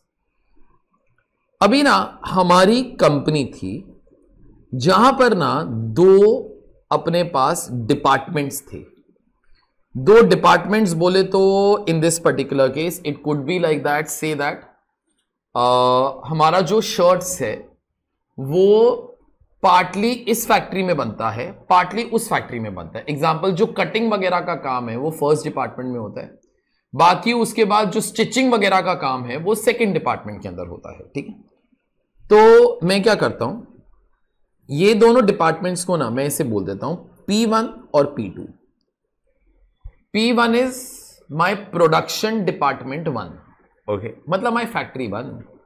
P2 is my production department 2। ठीक, मेरा obviously in this particular case ये जो है मैं पूरा का पूरा एक कंपनी का बाउंड्री बना रहा हूं इधर। ठीक है, ये पूरा का पूरा एक कंपनी का बाउंड्री हो गया। ठीक है, अभी बराबर से सुनना whatever I am going to be saying. मेरे को ना यहां पर I wanted to follow absorption costing. ठीक है, तो मेरे को लगा अगर एब्जॉर्प्शन कॉस्टिंग फॉलो करने का है तो फिर अपने को एब्जॉर्प्शन रेट निकालना पड़ेगा। Absorption rate is BOH divided by BLA। ठीक, BOH बोले तो कंपनी का खर्चा कितने रुपीस का होगा। ठीक है, कंपनी का खर्चा कितने रुपीस का होगा। तो मैंने क्या किया, जो मेरा P1 डिपार्टमेंट का, जो मेरी P1 फैक्ट्री का जो मैनेजर था ना, मैंने उसको बोला भाई तेरे जो भी खर्चे होंगे मेरे को बताना प्लीज। तो उसने ना P1 डिपार्टमेंट वाला जो मैनेजर था उसने अपने खर्चे यहां पे जोड़ने स्टार्ट किए। सर हमारे डिपार्टमेंट का रेंट इतना है, सैलरीज इतना है, ब्ला ब्ला ब्ला ब्ला, सारे के सारे उसने खर्चे जोड़े। ठीक है, जो खर्चे हैं मैं ब्लैक कलर के अंदर लिख रहा हूं। ठीक है, 2 लाख रुपीस। P2 वाले का टोटल खर्चा आया in this case 1 lakh rupees. ठीक है, ये हो गया एक चीज। फिर उसके बाद P1 डिपार्टमेंट के अंदर मशीन्स भी हैं और वर्कर्स भी हैं। ठीक है, मशीन्स भी हैं, वर्कर्स भी हैं। अच्छा, बराबर से सुनना, जो P1 डिपार्टमेंट है ना, जो P1 डिपार्टमेंट है वहां पर ना there are 2 types of machines. मैं उन मशीन्स को M1 बोल देता हूं और दूसरी टाइप ऑफ मशीन्स को M2 बोल देता हूं। ठीक है, M1 M2। और वर्कर लोग भी काम करता है। ठीक है, लेबर आवर्स। ठीक, P2 के अंदर भी वर्कर लोग है, लेकिन वहां पर ना एक ही बहुत बड़ा मशीन है, बस कोई वैरायटी ऑफ मशीन्स वगैरह नहीं है, एक ही टाइप ऑफ मशीन है। ठीक, तो वो वाले मशीन का मशीन आवर्स में तुमको थोड़ी देर के अंदर दूंगा। मैं अभी उनका नाम नहीं लिख रहा हूं क्योंकि एक ही टाइप ऑफ मशीन है। ठीक है, M1 मशीन इस साल के अंदर 40,000 घंटे के लिए काम करेगा। M2 मशीन इस साल के अंदर 30,000 आवर्स के लिए काम करेगा। ठीक है, 30,000 आवर्स के लिए काम करेगा। P1 डिपार्टमेंट के अंदर का डेटा दे रहा हूं। P1 के ना M1 मशीन इतना, M2 मशीन इतना। ठीक है, और जो मेरे वर्कर लोग हैं ना वो 1 लाख आवर्स के लिए काम करेंगे इस डिपार्टमेंट के अंदर पूरे के पूरे साल में। P2 डिपार्टमेंट के अंदर वो जो एक बड़ा वाला मशीन है ना वो 50,000 मशीन आवर्स के लिए काम करेगा। ठीक है, और उसके बाद मेरे जो वर्कर लोग हैं ना, जो वर्कर लोग हैं वो 40,000 घंटे के लिए काम करेंगे। ठीक, जब वर्कर्स काम करेंगे तो उन लोगों को वेज रेट भी तो देना पड़ेगा। ओके, वेज रेट दोनों डिपार्टमेंट्स का अलग अलग है because different skills are required for each department. जो वर्कर P1 के अंदर काम करता है ना मैं उसको 20 रुपीज पर आवर देता हूं। जो वर्कर P2 के अंदर काम करता है मैं उसको 10 रुपीज देता हूं। ये मेरे वेज रेट्स हैं। मैंने अभी तक एब्जॉर्प्शन कॉस्टिंग पर आया ही नहीं बहुत ज्यादा, एक्सेप्ट तुमको ये वाला डेटा मैंने दे दिया। ठीक है, सुन, अभी ध्यान से सुनना, ये जो भी मैंने डेटा दिया ना ये तो तुमको पूरी कंपनी का डेटा दिया बेटा। ठीक है, अभी सडनली एक दिन अपने को एक जॉब आ गया। ठीक है, साल के बीच में या शुरू में, ये एंड में, या not interested in when it had come, लेकिन एक जॉब आया। ठीक, चलो उसको जॉब XYZ बोल देंगे। ठीक है, जॉब XYZ। वो जो जॉब है ना, जॉब XYZ, बराबर से सुनना, उस जॉब को बनने के लिए पहले P1 डिपार्टमेंट के अंदर जाकर उसके ऊपर काम करना पड़ेगा, फिर P2 के अंदर। ठीक है, अभी P1 डिपार्टमेंट के अंदर उस जॉब के ऊपर 50 रुपए का माल लगेगा, P2 के अंदर 60 रुपीज का माल लगेगा, तो इन ऑल 110 रुपए का मटेरियल लगेगा उस जॉब के लिए। ठीक है, डायरेक्ट लेबर, वर्कर 2 जगह पे काम करता है, P1 P2। P1 डिपार्टमेंट के अंदर यहां पर 5 लेबर आवर्स लगेगा। ठीक है, P2 के अंदर इस जॉब के ऊपर 6 लेबर आवर्स लगेगा। मेरे को बोलो workers will be paid at what rate? मैंने अभी अभी लिखा था 20 and 10। तो अगर कोई मेरे को पूछता सर लेबर कॉस्ट कितना लगेगा, तो बेटा 100 रुपए जो है, एक सेकेंड ना, 100 रुपए जो है इधर लग जाएगा, 60 रुपीज जो है इधर लग जाएगा, तो इन एंड यहां पे 160 लग जाएगा। तुमको मैंने शुरू में भी एक चीज बोला था, ये चैप्टर के अंदर तेरे को प्राइम कॉस्ट तक तो हर एक क्वेश्चन पहुंचा देगा। प्राइम कॉस्ट के लिए ये वाला चैप्टर है ही नहीं बेटा, उसके लिए तो मटेरियल कॉस्टिंग था। ठीक है, तो ये आ जाएगा 270। बस ये वाला चैप्टर एक ही चीज के बारे में है, एंड ऑब्वियसली वो क्या है, फैक्ट्री ओवरहेड्स। ठीक है, ठीक है, लेकिन अब ना तुम लोग को कुछ और डेटा भी दे रहा हूं, ब्लू के अंदर इधर लिख रहा हूं। ये वाला जो जॉब है ना P1 के अंदर भी जाएगा, P2 के अंदर भी जाएगा, लेबर भी काम करेगा, मशीन भी काम करेगा।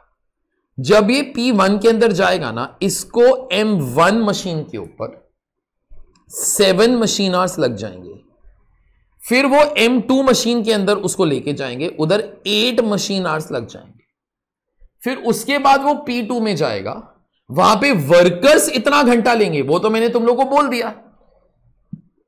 लेकिन P2 के अंदर भी तो एक मशीन थी ना मेरे ख्याल से, P2 के अंदर उसको 9 मशीन आवर्स लग जाएंगे। एक मिनट, सब लोग मेरे को बोलना, इस जॉब का डेटा क्लियर है? जॉब का डेटा क्लियर है?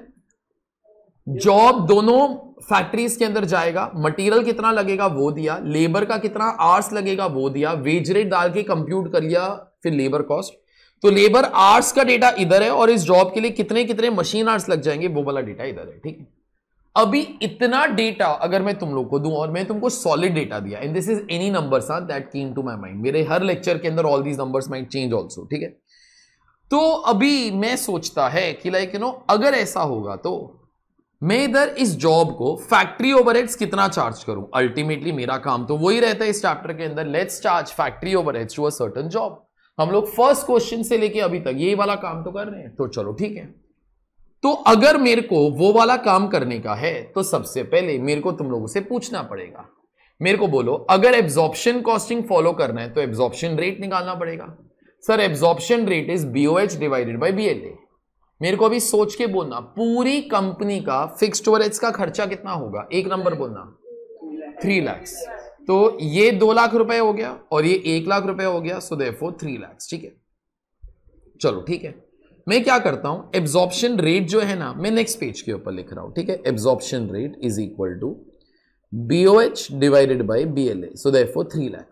ठीक है, अभी तुमको एक और चीज समझ में आएगा, BLA निकालने के लिए ना तुम लोग 6 में से ऑनेस्टली जैसे डेटा वो मैंने दिया है, तुम लोग मोस्टली सिर्फ मशीन आवर और लेबर आवर मेथड ही फॉलो कर सकते हो। ऑनेस्टली लेबर कॉस्ट मेथड भी फॉलो कर सकते हो, लेकिन I like to follow most popular methods. एक मिनट, तुमको इतना समझ में आता है कि output method is not possible. मैंने तुमको यूनिट्स का डेटा नहीं दिया ना? अच्छा, ऑनेस्टली मटेरियल कॉस्ट का भी डेटा नहीं दिया। जो मैंने तुमको नीचे मटेरियल कॉस्ट दिया है ना, वो पूरी कंपनी का मटेरियल कॉस्ट नहीं है, वो मटेरियल कॉस्ट जो है इस जॉब का है। ओके, एब्जॉर्प्शन रेट तो पूरी कंपनी का होता है, जॉब को अप्लाई होता है बेटा। ओके, तो मटेरियल कॉस्ट मेथड भी पॉसिबल नहीं है, प्राइम कॉस्ट मेथड भी पॉसिबल नहीं है, लेबर कॉस्ट मेथड जरूर पॉसिबल है, but I like to follow machine hour या लेबर आवर मेथड। अभी जो मेरे को आंसर पहले सुनाई देगा I will follow that method. तुमको मशीन आवर मेथड फॉलो करने के लेबर आवर कुछ भी बोल दो,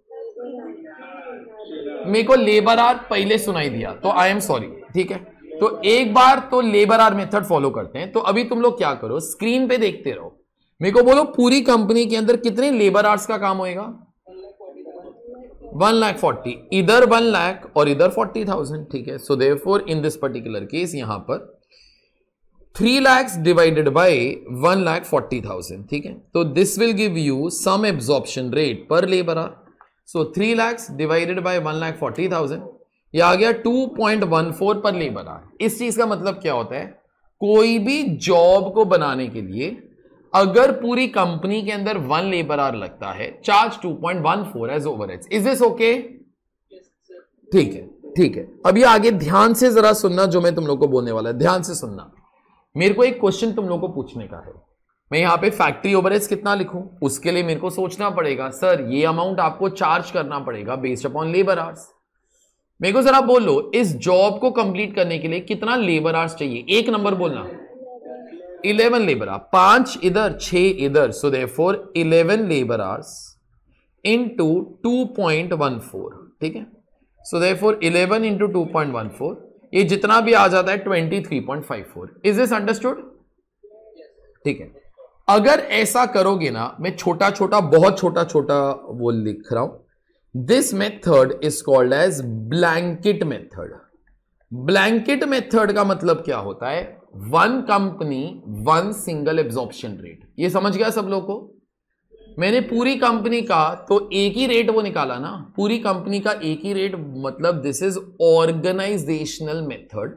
popularly this is called as blanket method. Blanket method बोले तो 1 कंपनी 1 रेट, बात खत्म होगी। ठीक है, अभी तुमको जैसे मैंने बात किया शायद तुम लोग को समझ में आ ही जाएगा। सर हम लोग ऑटोमेटिकली इसके अलावा क्या कर सकते थे?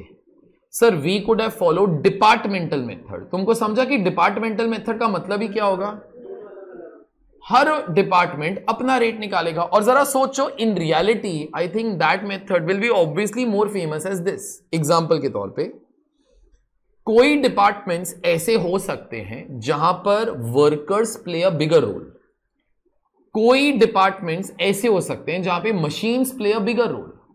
तो ऐसा हो सकता है कि one department might like to follow machine hour method, other department would like to follow labour hour. ऐसा हो तो सकता है ना, तो हम लोग फिर वो वाला काम करना स्टार्ट करते हैं। तो चलो ठीक है, अभी मैं क्या करने वाला हूं, instead of having one rate we are going to be having कितना रेट्स नाउ, 2 रेट्स। ठीक है, तो मैं अभी क्या करने वाला हूं, सुनो, ये जो मेरा एब्जॉर्प्शन रेट था ना, ये अभी मैं कैंसिल कर देगा। ठीक है, क्योंकि अब मैं रेट निकालेगा डिपार्टमेंट वाइज, और अभी मैं ये वाला चीज भी कैंसिल कर रहा हूं। ठीक है, क्योंकि my answer is going to be changing now. तो एक यहां पे एब्जॉर्प्शन रेट आएगा P1 का, एक एब्जॉर्प्शन रेट आएगा P2 का। अब मेरे को 2 बार BOH सोचना है, 2 बार BLA सोचना है। चलो मेरे को 2 बार BOH तो बोलो, 2 लाख और 1 लाख। अभी खर्चा जो है भाई तू अलग अलग सोच, P1 का खर्चा 2 लाख, P1 का खर्चा 2 लाख, P2 का खर्चा 1 lakh. Is this all okay? ठीक है, अभी उसके बाद आप लोग P2 सोचो, सॉरी, फिर उसके बाद आप लोग BLA सोचो। अभी मर्जी तुम्हारी, जो मेरे को पहले सुनाई देगा आई फॉलो दैट। मेरे को बोलो P1 के लिए you would like to follow which method, labour hour. तो फिर P2 के लिए चलो I will follow machine hour. ऐसा जरूरी नहीं है कि अगर P1 के लिए लेबर आर है तो P2 के लिए मशीन आ रही है। बेटा दोनों भी अलग अलग लेबर आर मेथड फॉलो कर सकता है। Is this understood? Every department will have a choice कि उनको कौन सा मेथड फॉलो करने का है। लेकिन अभी ना हम लोग कंबाइंड कुछ नहीं कर रहा, हम लोग अलग अलग निकाल रहे हैं। ठीक है, तो अलग अलग निकाल रहे हैं। तो तुम लोगों ने मेरे को क्या बोला, सर P1 के लिए लेबर आर मेथड फॉलो करो, तो चलो ठीक है, और P2 के लिए मशीन आर मेथड, तो चलो ठीक है, मैं वैसे कर लेता हूं। तो अब मेरे को तुमको 2 नंबर्स और देने होंगे। मेरे को बोलो P1 के अंदर कितने लेबर आर्स का काम होएगा, 1 लाख, और P2 के अंदर कितने मशीन आर्स का काम होएगा, 50,000। तो एक second, this will B 1 lakh, this will B 50,000। तो एब्जॉर्प्शन रेट विल बी 2 पर लेबर आर, लेकिन यहां पर रेट विल बी व्हाट यार, 2 पर मशीन आर। अब ये 2 पर लेबर आर का मतलब क्या होगा, कोई भी जॉब को इस डिपार्टमेंट के अंदर अगर 1 लेबर आर लगता है, आगे बोलो, चार्ज 2 रुपीज एज ओवरहेड्स। और कोई भी जॉब को डिपार्टमेंट 2 के अंदर अगर 1 मशीन आर लगता है तो चार्ज 2 रुपीज एज ओवरहेड्स। ठीक है, अभी मेरे को और कुछ बताने की जरूरत नहीं है, तुम लोग ये वाला चीज घूर घूर के देखते रहो जब तक तुम लोग मेरे को ये वाला आंसर नहीं बताते। Now apply the rate 2 times.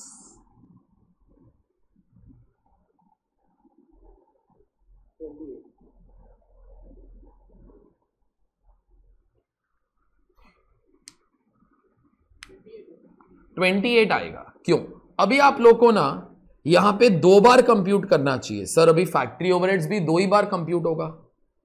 मेरे को जरा बोलो, इस जॉब को P1 डिपार्टमेंट के अंदर बनने के लिए कितना लेबर आवर्स लगता है, 5, यही वाला 5 ना बेटा, एट द रेट ऑफ ₹2 पर labour our.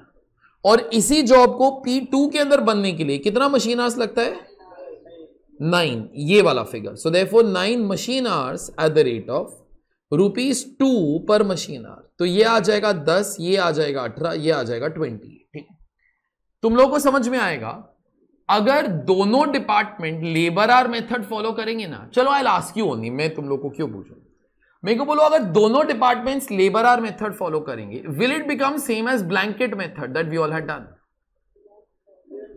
Obviously never. Okay, answer हमेशा अलग ही आएगा, मैं प्रूव वो कर ही देता हूं। Okay, in this particular case, एक सेकेंड, हम लोगों ने जब भी ब्लैंकेट मेथड फॉलो किया था लेबर आवर मेथड के हिसाब से तो किया था ना। किसी को उसका आंसर याद होएगा शायद वो 23.54 आया था। चलो मेरे वो कैलसी के ऊपर भी है। ठीक है, that is not same as both the departments following labour hour method. मैं करके वो दिखाई देता हूं। P1 तो वैसे भी लेबर आवर है। अगर कोई मेरे को बोलेगा सर P2 के लिए भी आप लेबर आवर मेथड ही फॉलो करो, तो P2 के अंदर बेटा कितने लेबर आवर्स का काम होएगा, 40,000। तो ये आ जाएगा ₹2.5 पर लेबर आवर, नो? ठीक है, अब मेरे को जरा बोलो, यहां पर मेरा कैलकुलेशन P1 का तो वही रहेगा, लेकिन P2 का answer will be what into what, बोलो बोलो बोलो बोलो बोलो, 6 इंटू 2.5, तो ये 15 रुपए आ जाएगा. Is that okay? तो answer will never ever be same. So it is not same. Please okay. Departmental method, labour hour method भी होएगा. That does not become same as blanket method. I have tried to be giving you all the proof. ठीक है. अच्छा, अगर ऐसा करोगे तो जितने डिपार्टमेंट्स होंगे उतने रेट्स आ जाएंगे. This particular method will be called as which method यार? Departmental method. This method will be called as which method? Departmental method. बोले तो जितने डिपार्टमेंट्स उतने रेट्स, और तुम्हारा जो काम है उससे खत्म हो जाता है. ठीक है. चलो अभी बराबर से सुनना. लास्ट लास्ट लास्ट ये भी रब कर देता हूं. अगर लास्ट की बात कर रहा हूं तो ये भी रब कर देता हूं फिर. ओके. अभी मेरा ऐसा मन हुआ कि ना सर मेरे को ये भी नहीं करने का है सर. ओके. मेरे को ना कॉम्प्लिकेशन बहुत अच्छा लगता है sir in life. I want my life to be very complicated. After getting married I want to do extra marital affair also. Okay. I want a complicated life. तो चलो ठीक है, I give you the complicated life. Okay. अगर तेरे को complicated life चाहिए तो कोई ऐसा बोल सकता है सर P1 डिपार्टमेंट के अंदर भी आपने सिर्फ लेबर आर मेथड क्यों फॉलो किया सर? आप ऐसा कर सकते थे that some overheads will be such they are only dependent upon machine 1. Some overheads will be such that they are dependent upon machine 2. Is that understood? Some overheads will be such that are dependent upon labor hours. तो sir मैं ना ऐसा plan करता है कि ना मैं P1 के अंदर ट्रिपल सिस्टम फॉलो करेगा. Okay. some absorption rates based upon M1, some overheads based upon M2. Is this understood? अच्छा, लेकिन जो P2 वाला वो मैनेजर है ना, वो बोलता है मेरे को इतना कॉम्प्लिकेशन सर नहीं चाहिए, मैं तो शादी नहीं करेगा. Forget about the extra marital affair. Okay sir, I want to follow simply machine hour method sir. ठीक है. तो एक सेकेंड, P1 मैनेजर ने क्या बोला? वो कितने रेट्स निकालेगा बेटा? 3. और P2 मैनेजर एक ही रेट निकालेगा बेस्ड अपॉन मशीन आवर्स. ठीक है. लेकिन अगर मेरे को तुम लोगों से ये वाला मेथड फॉलो करवाना है ना, तो अब मेरे को तुम लोग को एक और काम करके देना पड़ेगा. मेरे को क्या करके वो देना पड़ेगा? मेरे को ना तुम लोग को ये 2 लाख रुपए का ब्रेकअप देना पड़ेगा, वरना तुम लोग अलग अलग रेट्स तो कैसे निकालेगा बेटा? ओके. 2 लाख के अंदर से 1 लाख रुपए का खर्चा ऐसा है जो M1 के ऊपर डिपेंड करता है. 60,000 रुपीज का खर्चा ऐसा है जो M2 के ऊपर डिपेंड करता है. और बाकी 40,000 रुपीज का खर्चा ऐसा है जो लेबर आवर्स के ऊपर डिपेंड करता है. Is this understood? Is this understood? तो मैंने तुमको 2 लाख का ब्रेकअप बता दिया. अभी मैं तुम लोग को कुछ नहीं बोलने वाला एक्सेप्ट एक रिमाइंडर दे देता हूं. बाकी तुम लोग अपने रफ वर्क के अंदर जाना और मेरे को फाइनल आंसर बताना. तो अभी पहले मेरे को बोलो कितने एब्जॉर्प्शन रेट्स पूरी कंपनी के आएंगे?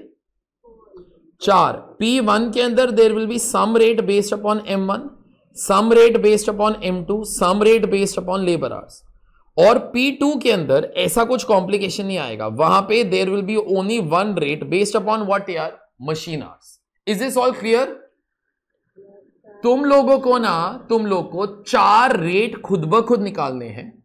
उसके बाद तुम लोग को 4 रेट इधर अप्लाई भी करने हैं. P1, P2, यहां पर M1 मशीन का, M2 मशीन का, लेबर आवर्स का, और यहां पे सिर्फ मशीन आवर्स का. ठीक है. वो 4 रेट निकाल के इधर अप्लाई करके मेरे को ये वाला आंसर सब लोग निकाल के देना. ओके.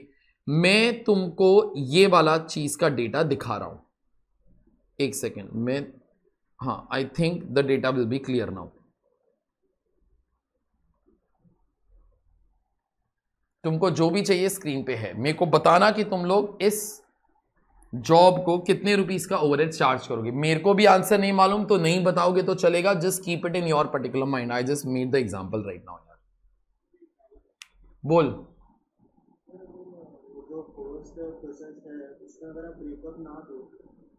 तो आप कंप्यूट नहीं कर सकते ना बेटा. तो आप इंडिविजुअल रेट्स फिर आप वो कैसे निकालोगे? आगे जाके ना जब अपना वो चैप्टर आएगा you will come to know how these breakups are done also. ठीक है. So don't bother about that. वो आ जाएगा बाद में चैप्टर के अंदर. ठीक है. वो लास्ट अपने 5 या 6 क्वेश्चन होंगे. सर P2 में आपने कौन सी मेथड फॉलो करने बोला? मशीन आर बेटा, मशीन आर. सर P2 का ओवरहेड 1 लाख क्या था? हाँ बेटा.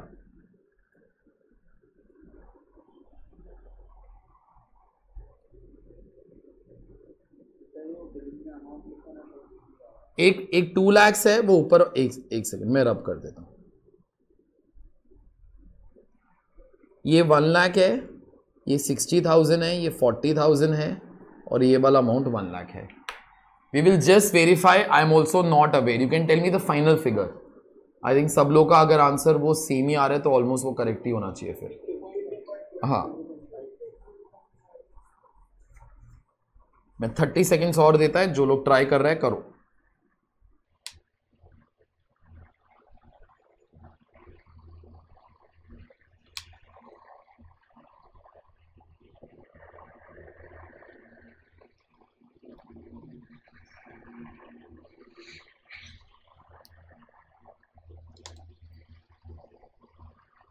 चलो सुनो, मैं सबसे पहले क्या कर लेता हूं, मैं यहां पे ना I write down the hours.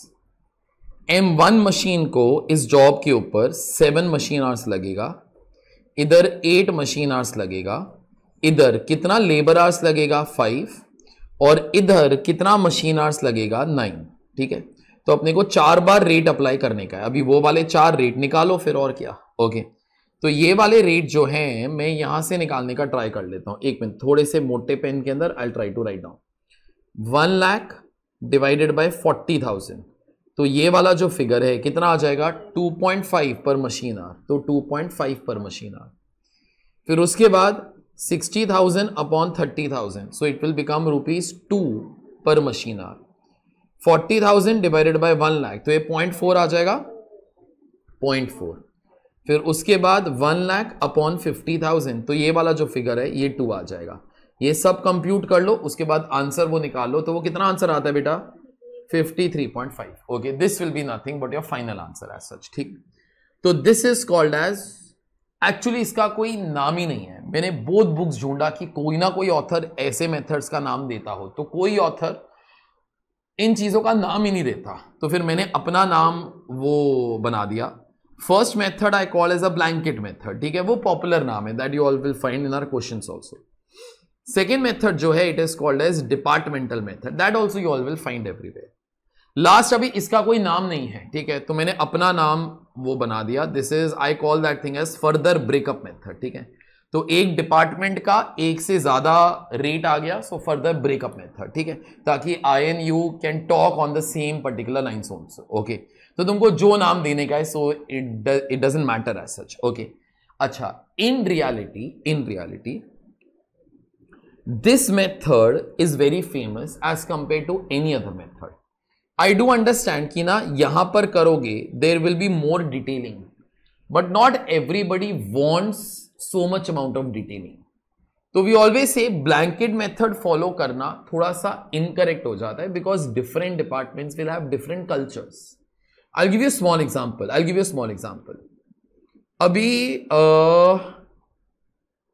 Suppose I am not saying कि ऐसा वो होता है, just an example that comes to my mind. ये जो कैल्सी है जब बनता है, तो एक डिपार्टमेंट ऐसा है जहां पे all the parts are manufactured using machines. ठीक है, वहां पर वर्कर्स है but only to run the machines, not to make the product.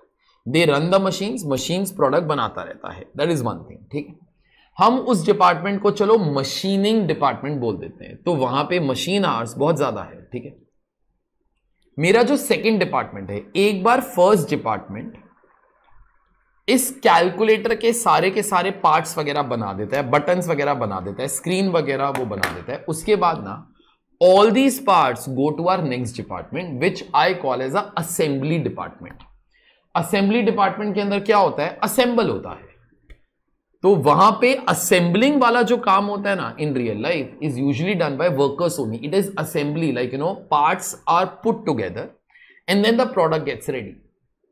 Assembly department जो होता है usually is going to be manage by workers only, क्योंकि ऑलरेडी पार्ट्स है, बस उसको असेंबल करना है। Okay, to give you small example, अगर तुम्हारे पास घर पे डेस्कटॉप कंप्यूटर है और अगर वो असेंबल किया गया था, वो असेंबल मशीन से नहीं होता, कोई एक हार्डवेयर इंजीनियर ही उसको असेंबल करेगा। ठीक है, तो इन दिस पर्टिकुलर केस जो असेंबलिंग होता है that's a manual job. So first department would like to follow machine hour method, second department would like to follow in this particular case labor hour method, ठीक है.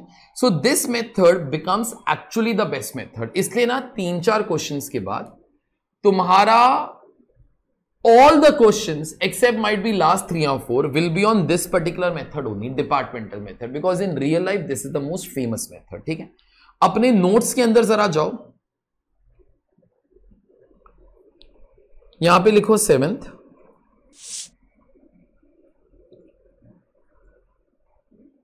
three methods to find or apply absorption rates.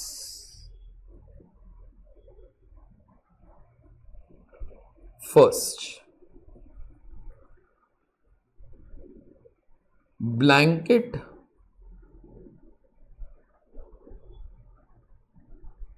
/ organizational method.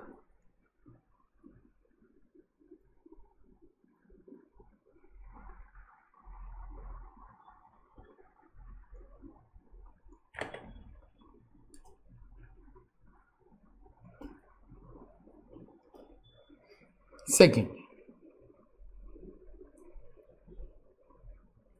departmental method. Third, further breakup method. बस यहां पे लिख देना more than one rate for one department.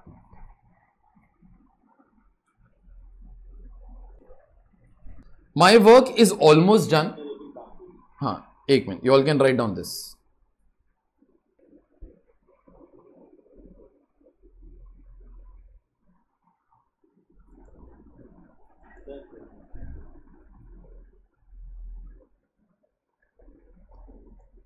अच्छा, somebody can of course ask, sir exam के ना कैसे पता चलेगा which method to follow? Let us do the questions now, तो अपने को पता चलना स्टार्ट हो जाएगा. 99% company will always tell you that like you know वो लोग कितने रेट्स वगैरह वो निकालते हैं, एक छोटा सा चीज. और ये चीज जरा ध्यान सुना क्योंकि उसके ऊपर उसके लिए अपने पास बाद में एक बड़ा क्वेश्चन आएगा. अगर कंपनी कभी भी ब्लैंकेट मेथड फॉलो करता है ना and they ever ask you your advice, ठीक है, that what would you like to be doing? Suppose company currently blanket method follow करता है based upon any of the 6 absorption rates and they ask you please advise the company that what should be done in order to compute better answers. That time you can try to be suggesting that instead of following blanket method we should try to follow in this particular case a departmental method, ठीक है. Usually ये वाला चीज तुमको suggestion के लिए वो लोग वो नहीं पूछने वाले क्योंकि वो लोग तुमको उतना डेटा नहीं देंगे, वो मैंने दिया ताकि you all know the concept, ठीक है. तो अगर कभी एडवाइस पूछेंगे in that particular case you can give that advice instead of blanket method let's try to follow departmental method, ठीक है. ऐसा बाद में क्वेश्चन आएगा, ठीक है. अभी ये वाली जो चीजें हैं ना मैंने यहां पर एक बार लिखा भी हुआ है, उससे पहले सुनो क्वेश्चन नंबर 9 का अपना जो शॉर्ट था ना, absorption rate should be based upon normal capacity. Idol capacity cost का जो फॉर्मूला था मैंने पढ़ा भी था. If the problem is not clear you can always assume that company makes only one type of product and follow output method, जो हम लोगों ने उस क्वेश्चन के अंदर मेरे ख्याल से किया भी था, ठीक है. तुम्हारे नोट्स के अंदर भी ना मैंने ये वाला चीज यहां पर वो लिखा हुआ है, types of absorption rate. Types of absorption rate के अंदर blanket rate, one company one rate, departmental rate that is one department one rate, further breakup method, more than one rate for one department, ठीक है. चलिए आज का जो अपना काम है वो हो गया है. हम लोग नेक्स्ट लेक्चर के अंदर मेरे को इसके ऊपर एक क्वेश्चन करना है that I would like to be doing. उसके बाद there will be a test on service sector, there will be a test on labour costing and material costing. Okay.